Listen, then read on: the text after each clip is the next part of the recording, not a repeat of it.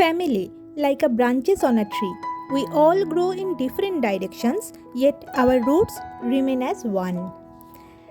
এটা উপলব্ধি করতে পারছি যত বড় হচ্ছি ততই।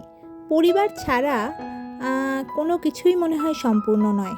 যতই বলো আমরা স্বাবলম্বী, আমরা একা অনেক কিছু করতে পারি, হয়তো সবটাই সত্যি, কিন্তু কোথাও গিয়ে এই পরিবারের টানটা আমি বারবার করে কিন্তু ফিল করি।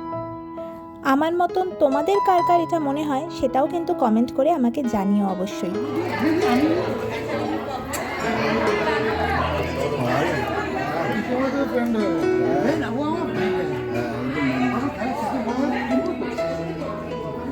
ছোটোবেলা থেকেই আমি জয়েন্ট ফ্যামিলিতে বড় হয়েছি। 7 পিসি, জেঠু, সবার ছেলে মেয়ে সবার সঙ্গেই আনন্দ মজা এসব নিয়েই থেকেছি। কিন্তু কালের নিয়মে আজকে অনেকেই নেই তাদের মধ্যে, তবে যারা রয়েছে তাদেরকে এখনও ওই বেঁধে বেঁধে থাকার একটা টান অনুভব করি। আজ আমার পিসেমশাইয়ের 80তম জন্মদিন, আর সেটা সেলিব্রেট করতেই আজকে আমরা সবাই মিলে এক জায়গায় এক ছাদের তলায় হয়েছি। আসলে জন্মদিনটা একটা উপলক্ষ মাত্র, সবার একসাথে হওয়াটা অনেক বেশি জরুরি। অনেক দিন সবার সাথে দেখা হয় না, কথা হয় না, তাই সবাই মিলে আজ এক জায়গায় হয়েছি। দারুণ মজা হচ্ছে। আর এই যে দেখো, এটা স্টার্টার, যদিও ও কিন্তু প্রথমেই খাচ্ছে, আমি ভিডিও করছি দেখে বলল আমি একটু খেয়ে দেখাই, দেখো কেমন লাগছে। স্টার্টারে ছিল আম পান্না, কারণ প্রচণ্ড গরম, আর ওদিকে রয়েছে কফি, কিন্তু আমি আর কফির দিকে যাইনি, আজ আম পান্নাতেই থাকবো। তার সঙ্গে রয়েছে খুব সুন্দর সুন্দর পকোড়া। এই যে এখানে দেখছো, এখানে রয়েছে সুইট কর্ন পকোড়া, পনির পকোড়া আর চিকেন পকোড়া। এই যে দেখো আরও একটা খুব মিষ্টি সম্পর্ক, দাদা ভাইয়ের সম্পর্ক। আমার ছেলে মানে উজানকে তো তোমরা চেনো, আর ওর দাদা হচ্ছে আমার দিদির ছেলে, মানে যার জন্মদিন তার মেয়ের ছেলে। তো ওরাও দুই ভাই আর কি, ওরাও দুজনকে খুব ভালোবাসে, জানো তো। আর এখানে দেখো আমার পিসেমশাই বসে পড়েছে ছবি তোলার জন্য। আসলে আমরা বলছিলাম যে আজকে বার্থডে বয়ের কিছু ভালো ভালো ছবি তুলবো, তাই এখানে রয়েছে সোম, আর সঙ্গে রয়েছে স্যান্ডিদা মানে জিজু, আর অগ্নিভ, ওকে আমরা তোজো বলে ডাকি। তো এই যে এখানে এবার গান শুরু হয়ে গেছে। গান তো আবার তোমাদেরকে শোনাতে পারবো না, কিন্তু বিশ্বাস করো অসাধারণ ছিল, খুব ভালো পারফরমেন্স ছিল। পারবো না কারণ কপিরাইটের একটা ব্যাপার রয়েছে, তবুও একটুখানি তোমাদেরকে নিশ্চয়ই শোনানোর চেষ্টা করব।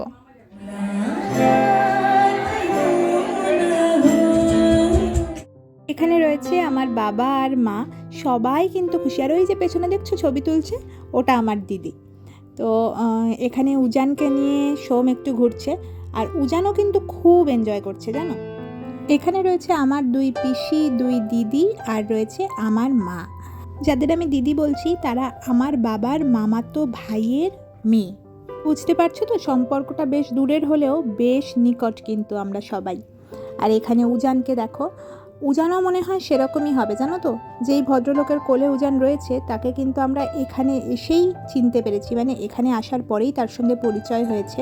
সম্পর্ক যদি বলতে হয় তাহলে উনি হচ্ছেন আমার পিসেমশাই পিসির বন্ধু, সেই থ্রুতে। আর উনি খুবই ভালোবাসেন মানে বাচ্চাদেরকে। পুরো প্রোগ্রামটাই কিন্তু উজান ওই কোলে কোলেই ঘুরেছে, ওনার কোলে। উনিও এনজয় করেছেন আর উজান ভীষণ এনজয় করেছে। অদ্ভুতভাবে উজান কিন্তু একটুও অন্য কারোর কাছে যাওয়ার চেষ্টাই করেনি আর কি, সারাক্ষণ ওনার সঙ্গেই ঘুরে বেরিয়েছে। এখানে দেখাই দেখো আরও একটা মিষ্টি মধুর সম্পর্ক, শ্বশুর জামাইয়ের সম্পর্ক। আসলে সম্পর্কগুলো ঠিক কেমন থাকবে সেটা কিন্তু দুপক্ষের ওপরই নির্ভর করে। তোমরা কি বলো?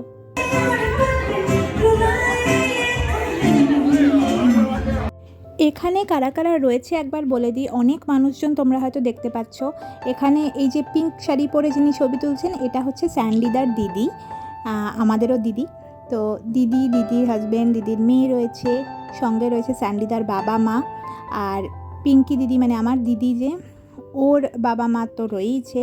আমার বাকি পিসিরা রয়েছে, আমরা রয়েছি, এক্সটেন্ডেড ফ্যামিলি। পিঙ্কি দিদির জেঠিমারা রয়েছে, এই হচ্ছে জেঠিমা, পিঙ্কি দিদির জেঠু জেঠিমা রয়েছে, কাকু কাকিমা রয়েছে।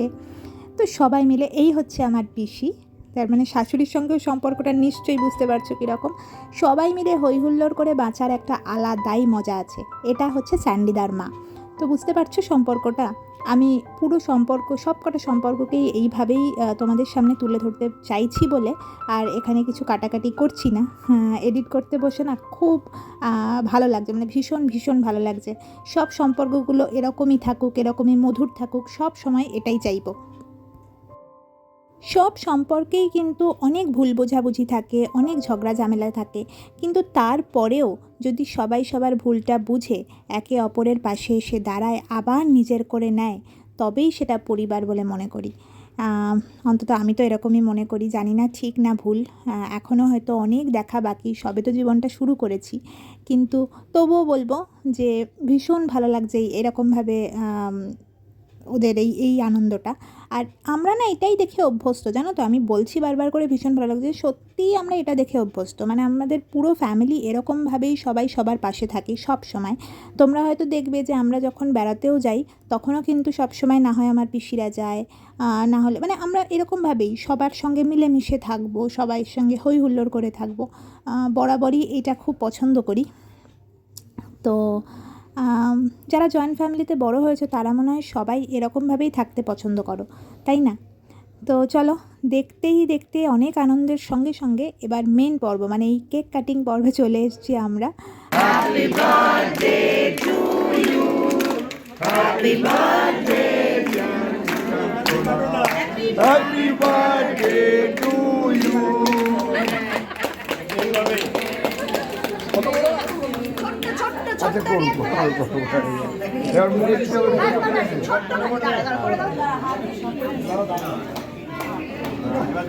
আর এই কেকটার টেস্টটা যা অসাধারণ ছিল, জাস্ট তোমাদেরকে মানে আমি বলে বোঝাতে পারবো না, ভীষণ ভালো খেতে ছিল।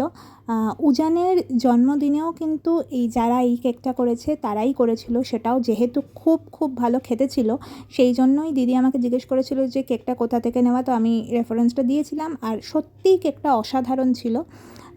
এই আমার দিদি, আর এই যে হচ্ছে তোজো তো ও খুব এনজয় করছে সবার সঙ্গে, আর সবাই মিলেই একটা খুব খুব ভালো সন্ধ্যা কাটাচ্ছি আমরা। আর অনেক পুরনো লোকের সঙ্গে দেখা হচ্ছে, মানে জানো তো, যতই ঘরে বসে মনে করি সবার সঙ্গে আর সেভাবে ফোন করে হোক বা সামনাসামনি দেখা করে হোক কথা বলা হয়ে ওঠে না। ভাবি মাঝে মাঝেই মনে পড়ে যে হ্যাঁ সে কেমন আছে, এ কেমন আছে, কিন্তু আর হয়ে ওঠে না। বিশেষ করে উজানের হওয়ার পর থেকে অনেকের সাথেই আর সেভাবে দেখা করা হয়ে ওঠেনি, ওই যা হয় আর কি। ওই একটা বছর তো কীভাবে কেটে গেল বুঝতেই পারলাম না। যাই হোক, খুব তাড়াতাড়ি সময় কাটছে।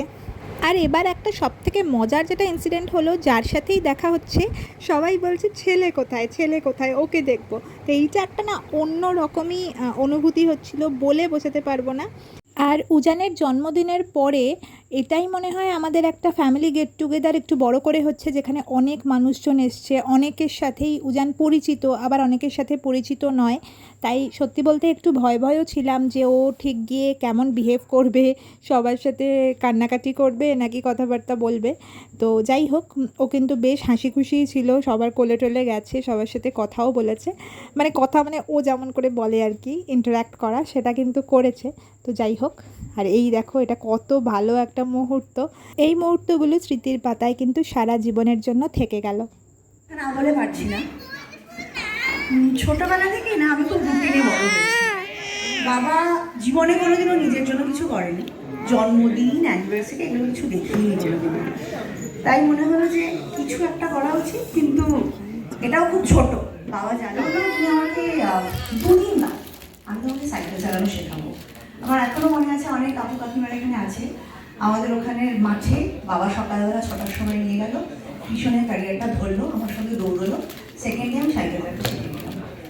আফটার এইচএস বাবা বললো বাড়িতে বসে থাকতে কি হবে না, গাড়ি চালানো শিখতে হবে। 1.5 মাসের মধ্যে ড্রাইভিং শিখিয়ে দিল। আর সেটার জন্য এখন আমি মোটামুটি Bombay to Goa 600 kilometre, Bombay to Hampi 800 kilometre আরামসে ড্রাইভ করে চলে যাই। তো যা হয়েছি, মানে এখন আমাকে যে কোনো সিচুয়েশনে ফেলে দাও, I can speak through easily. যে কোনো লোকের সামনে ফেলে দাও, I can probably hold a conversation with them. But পুরো ক্রেডিটটা বাবা অ্যান্ড মা। অ্যান্ড তার জন্য আজকের সন্ধ্যেটা পুরোটাই বাবাকে ডেডিকেট করা, বাট আমার মনে হয় খুবই কম। মানে এটা বাবা যা যা করেছে আমার জন্য ছোটবেলা থেকে স্যাক্রিফাইস করে, কারণ আমি কোনোদিনও বাবাকে ভালো জামা কাপড় কিনতে হবে, পরতে হবে, বার্থডে ডল চাই মেয়ের, বছরে 2টো ভেকেশন তো চাই, সবই বাবা করেছে। নিজের জন্য কোনো কিছু করতে দেখি, তার জন্য আই থিঙ্ক খুবই ছোট যা করলাম, but I am completely satisfied, কিছু একটা করতে পেলাম। অ্যান্ড না বলে পারছি না, I am really really blessed to have such a life partner, because ও আমি মানে ভেবেছিলাম যে কিছু একটা করবো, কিন্তু কিভাবে করবো, ওটার এক্সিকিউশনটা কি কি হবে, কোথায় কি প্রথম কাছে এসেছি, দেখেছি আমি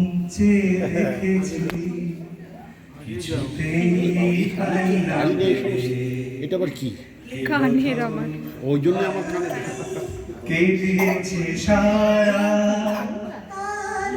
রাগে কে গো দিশাহারা, কে প্রথম মন হারানোর স্রোতে ভেসেছি, তুমি না আমি, কে প্রথম কাছে এসেছি, কে প্রথম চেয়ে দেখেছি, কিছুতেই পাই না ভেবে, কে প্রথম ভালোবেসেছি, তুমি না আমি। Thank you. দিদি আর জিজুর গলায় এই কাপল সংটার জন্য যদি আমাকে কপিরাইট খেতেও হয় আমি তাতেও রাজি আছি। যাই হোক, তো এখন নিয়ে বসে পড়েছি ডিনার। এখানে আছে রাইস, চিকেন, ওখানে রয়েছে কচুরি, তার সাথে আলুর দম, আর এখানে রয়েছে কাশ্মীরি আলুর দম, আর এখানে রয়েছে ফিশ ফ্রাই, স্যালাড, আরও অনেক কিছু মেনু ছিল, কিন্তু আমি আর অত কিছুতে যাইনি কারণ এটা আমার ফেভারিট মেনু বলতে পারো। ফিশ ফ্রাইটা দারুণ ছিল। তো আমরা সবাই বসে পড়েছি খেতে, কারণ আস্তে আস্তে দেখো বেশ ফাঁকাও হয়ে যাচ্ছে আর মোটামুটি রাতও হয়েছে। এবার আস্তে আস্তে উজানকেও ঘুম পাড়ানোর সময় আসছে আর কি, ও এবার ঘুমাবে, তো সেই জন্য। আর এখানে দেখো তারপরে নিয়েছিলাম এই যে গোলাপ জামুন, এখানে চাটনি আছে, পাঁপড় আছে, আর last but not the least এই যে আইসক্রিম। এটা তো ছাড়া যাবেই না, যাই বলো আর তাই বলো। তো এই নিয়ে আমরা মোটামুটি খাওয়া দাওয়া শেষ করেছি। খাওয়া দাওয়ার থেকেও অনেক বেশি যেটা ছিল সেটা হচ্ছে আনন্দ। সেটার তো কোনো মানে আমি ভাষায় প্রকাশ করতে পারবো না যে আমি কতটা খুশি হয়েছি। ভীষণ এনজয় করেছি সবার সাথে। তো যাই হোক, আর ওই যে দেখো কেকের পিস এখনও চলছে। তো ফাইনালি আমি সামনে আসতে পারলাম, তখন তো আসি দেখছিলে তোমরা, যতটা পেরেছি তোমাদের সাথে শেয়ার করেছি, আশা করছি তোমাদের ভালো লেগেছে। তোমাদের সঙ্গে শেয়ার করছি কিছু বিশেষ ছবি যেগুলো আমাদের খুব পছন্দের। দেখো তো তোমাদের কেমন লাগছে।